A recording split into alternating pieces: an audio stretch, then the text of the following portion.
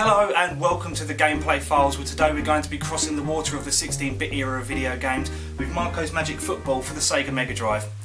During the 16-bit era, I think it's fair to say that side-scrolling platformers dominated the market. If you're a developer looking to design a platformer, you'd need to make the game unique and stand out in its own way to stand any kind of a chance against the competition. The question is does Marko's Magic Football accomplish these goals? Well, let's pop the cart in and find out.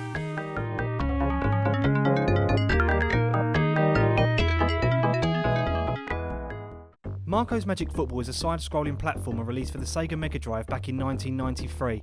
It follows the story of Marko, a young boy from the town of North Sterlington who lost his football and stumbles across a henchman of Colonel Brown, the evil owner of the North Sterlington toy factory, pouring a sludge-like substance into the sewers.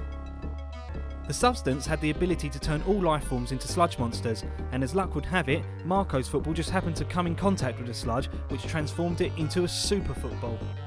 With his new football, Marko decided to put a stop to Colonel Brown's evil plans.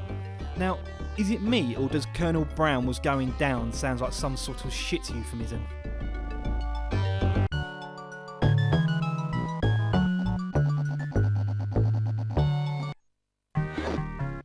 Let's shake things up a bit and start off with the graphics. The game looks great and has a very animated type of look throughout the entirety of the game.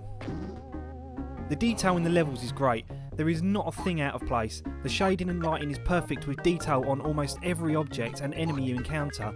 There is also a lot of nice parallax scrolling in the majority of the levels. The animation to the game is superb. You can see that there has been a lot of effort put in with the attention to detail, from the way Marko's hair moves, even to when his shirt flaps in the wind when falling. You can tell there are a lot of frames in use by how smooth certain animations such as Marko running are handled. Hats off to the designers, because this really is a great looking game. As with all games, the pretty graphics will all mean jack if the gameplay is not there to balance it out. Thankfully, this game plays beautifully. The buttons have been mapped perfectly to the Mega Drive pad, with A being run, B being jump, and C is your attack. Marko can attack in a couple of ways. You can kick the football at your enemies to defeat them. Be aware that some enemies take more than one hit to kill. Taking a run-up also allows you to kick your ball higher and further for slightly more harder to reach enemies, such as the riflemen that are camped behind the garden fence. The ball can also be used as an A to access hard to reach areas by jumping on it. The more you bounce on the ball, the higher you reach.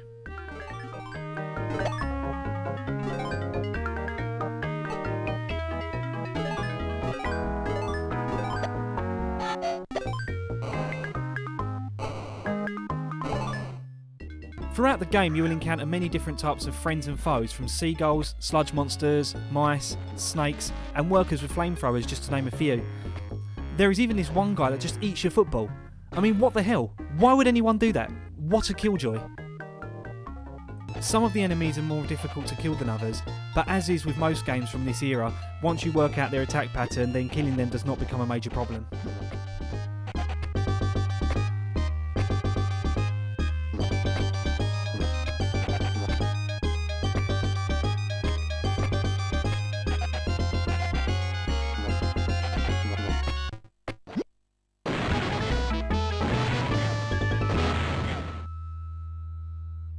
To help you along the way, there are checkpoints dotted around the levels in the shape of a female photographer that takes your picture.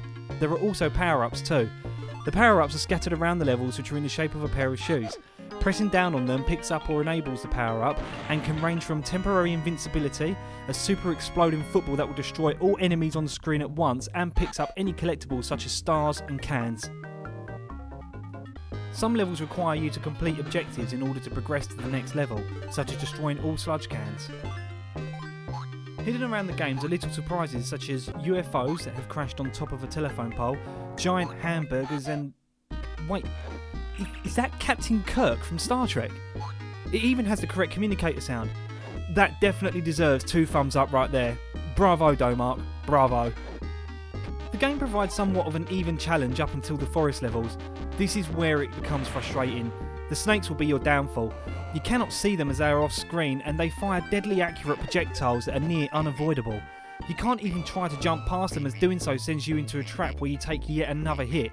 The developers clearly anticipated that the player would wind up doing this and was prepared to add the extra frustration.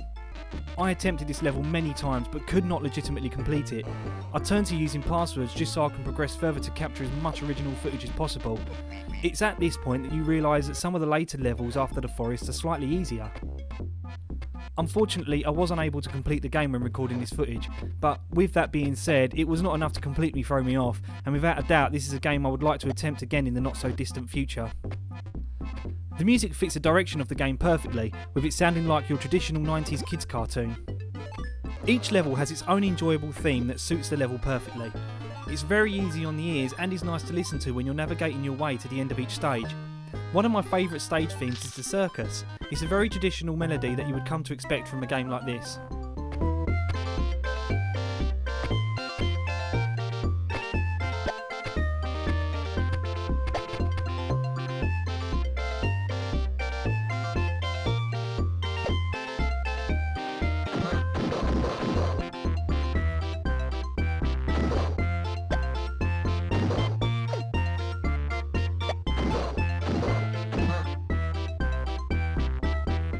The sound effects fit the game nicely too.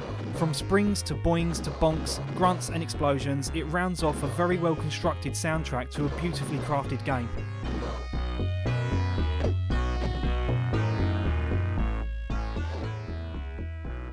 I think it's obvious to say that I really enjoyed playing Marko's Magic Football. I would absolutely consider it a hidden gem in the Mega Drive library which I feel has been ignored by gamers.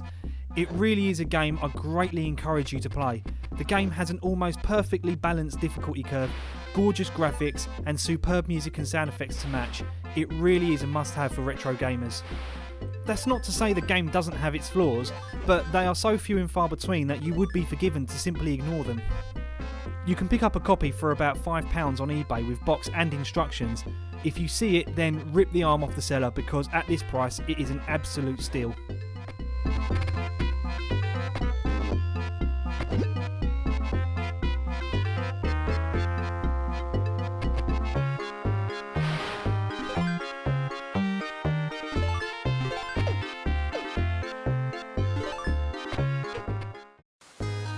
Marko's Magic Football really shouldn't be overlooked. It's an addictive yet challenging game and it won't be long before I'm back trying to complete it. Have you played Marko's Magic Football? What do you think? Share your thoughts in the comments below, and whilst you're at it, why not recommend a game for me to review? And don't forget, like the video, subscribe to our channel and follow us on Facebook. And I'll see you soon for the next review.